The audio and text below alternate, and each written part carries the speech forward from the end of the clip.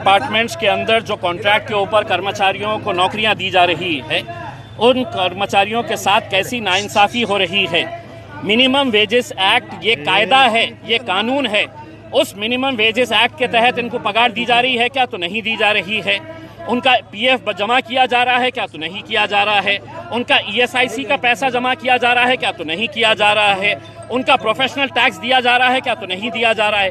ऐसे हालात के अंदर ये सरकारी डिपार्टमेंट्स उन ठेकेदारों का बिल कैसा पास कर रहे हैं?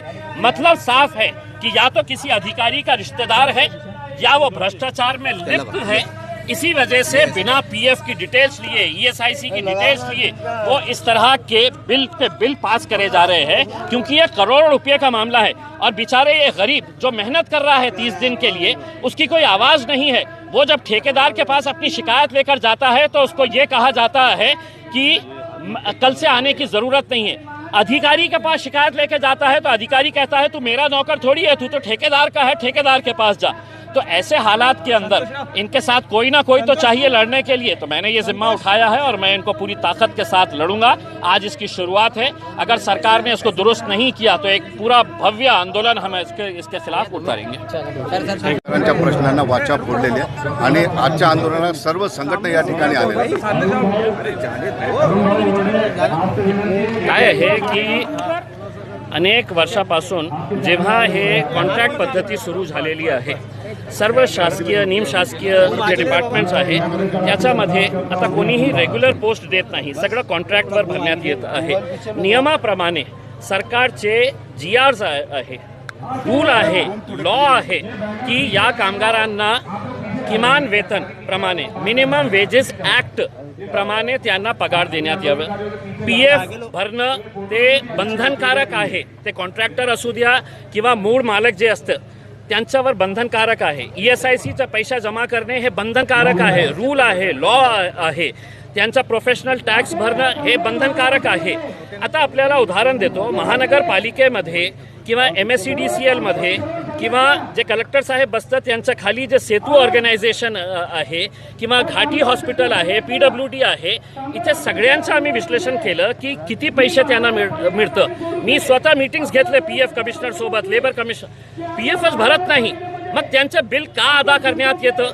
मला प्रामाणिकपणे हे सांगायचे आहे की हे खूप मोठा नेक्सस झालेला आहे।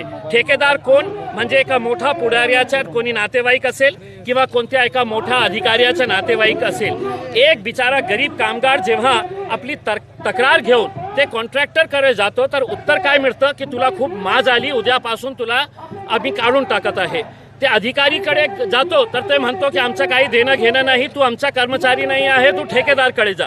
म्हणजे यांना ऐकण्यासाठी कोणीही नाही आहे। म्हणजे अशा परिस्थितीमध्ये यांच्या बाबतीत कोण बोलणार? मग मी एक खासदार या नात्याने माझी जबाबदारी समजून मी हे मुद्दा उचलला। 2 महिने त्याच्यावर सविस्तर मी स्टडी केली आणि आज जेव्हा मी डिव्हिजनल कमिशनरला कडे जाऊ निवेदन घेऊन तर सगळे डॉक्युमेंट्स सहित जाऊ की हे असा प्रकार चाललेला आहे, आपण का गप्प बसलेले आहे? पण सर, हा प्रकार गेल्या अनेक दिवसांपासून आता निर्णायक लढ्याची गरज आहे देश पातळीवर। काय आहे की हे जो गरीब लोक आहे, आपल्याला आश्चर्य वाटेल की असे अनेक कर्मचाऱ्यांना मी भेटलेला आहे की जे 15 वर्षापासून काम करत आहे आणि त्यांना पगार 8,000 रुपये 15 वर्षापासून।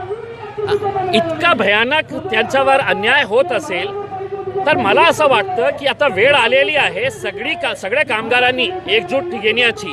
सगळं विसरून द्या तुम्ही कोणत्या पक्षाचे आहे, कोणत्या जातीचे आहे, कुठे काम करत आहे, मी कोण आहे, काय आहे, पण मी यांना एक ताकद देण्यासाठी हे एक आंदोलन उभारलेलं आहे आणि हे फक्त सुरुवात आहे। त्याच्यामध्ये सुधारणा झाली नाही तर बहुतेक एक खूप मोठा आंदोलन आम्ही उभारूया। देश पातळीवर होईल आंदोलन। आता मी माझा एक खासदार या नात्याने माझी जबाबदारी माझ्या जिल्ह्यापुरती आहे। बहुतेक मी मराठवाड्याच्या संदर्भात विचार करू। इथे आम्हाला सक्सेस मिळाल्यानंतर नक्की याचा जे आहे लोकांनाही एक प्रोत्साहन मिळेल की बाबा इथे शक्य झालेलं आहे, इथे पॉसिबल करून दाखवलेलं आहे, आपण दुसऱ्या एरियामध्येही अशा प्रकारचं आंदोलन उभे करू। कामगारांनी आता सरळ मान्य केलंय, एकही खासदार संसदेमध्ये नाही की ज्यांनी हा प्रश्न घेतला, मात्र तुम्ही प्रश्न मांडल्यानंतर 100 खासदार तुमच्या पाठीशी उभे राहिले। साहेब, मला दुःख कशाचं वाटतं की माझ्या केंद्र सरकारमध्ये 2 केंद्रीय मंत्री माझे औरंगाबाद जिल्ह्यातले आहे. आदरणीय डॉक्टर भागवत कराड साहेब, जे आपल्या सर्व भाषणमध्ये काय म्हणतो की ये देश का पूरा बैंक, पूरा फाइनेंस मेरे हाथ में है. त्यांच्या शहरामध्ये सुलोचना गडप्पा नावाच्या या महिलेचा, वृद्ध महिलेचा मी उल्लेख केला की ही वृद्ध महिलेला, ती एकटं राहती, तिला 250 रुपये पेन्शन मिळतं. 250 रुपये पेन्शन मिळतं. याच्या बाबतीत बोलणार नाही. दानवे साहेब आहे. महाराष्ट्रामध्ये किती मंत्री औरंगाबादला लाभलेले आहे आणि किती मंत्र्यांनी किंवा आमदारांनी यांचा मुद्दा जे आहे ते विधानसभे असू द्या किंवा लोकसभामध्ये असू द्या, त्यांनी किती प्रश्न त्याच्या बाबतीत विचारलेले आहे. कोणी विचारायला तयार नाही, कोणी बोलायला तयार नाही आहे. हे गोरगरीब लोक आहे. कोणी बोललं तर जा, उद्यापासून यायचं नाही. अशा प्रकारचा हुकुमशाही जे सुरू आहे ते कुठेतरी थांबायला पाहिजे आणि नाही थांबवली त्यांनी शांतीपूर्ण मार्गाने आम्ही आंदोलन करत आहे. मोठं आंदोलन उभारू. नंतर हे शोषण जे आहे ते खाजगी कंपन्या किंवा सेमी गव्हर्नमेंट या कंपन्यांमध्ये अधिक दिसून येतं नाही. आणि नाही, आपण सरकारमध्ये पण होतं का? नाही. सगळ्यात जास्त जे आहे ते सरकारी डिपार्टमेंट्समध्ये. आपल्याला उदाहरण देतो की महानगरपालिकेच्या महिन्याचं बिल किती येतं कामगारांचा, जे कॉन्ट्रॅक्ट लेबरर्स आहे.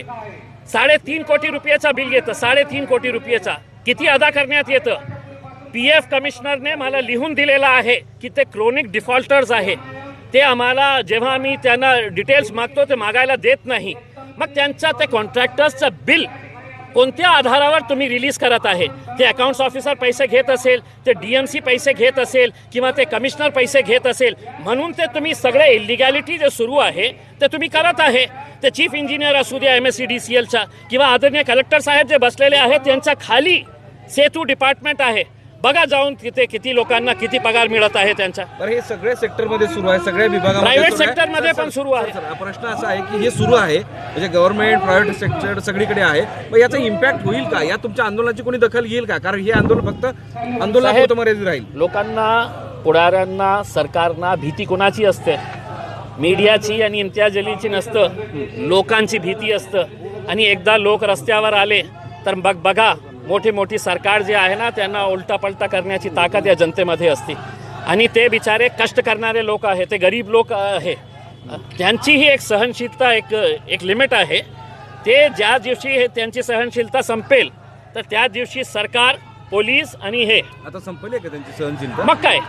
मग काय आज पहिल्या दिवशी आज मी आंदोलन पुकारलं. मलाही माहीत नाही होतं की आज 22 संघटनांनी, सर्व सरकारी ऑफिसेसचे 22 संघटनांनी मला निवेदन दिलेले आहे. त्यांचे सगळे प्रतिनिधी इथे आलेले आहे. आज वर्किंग डे आहे.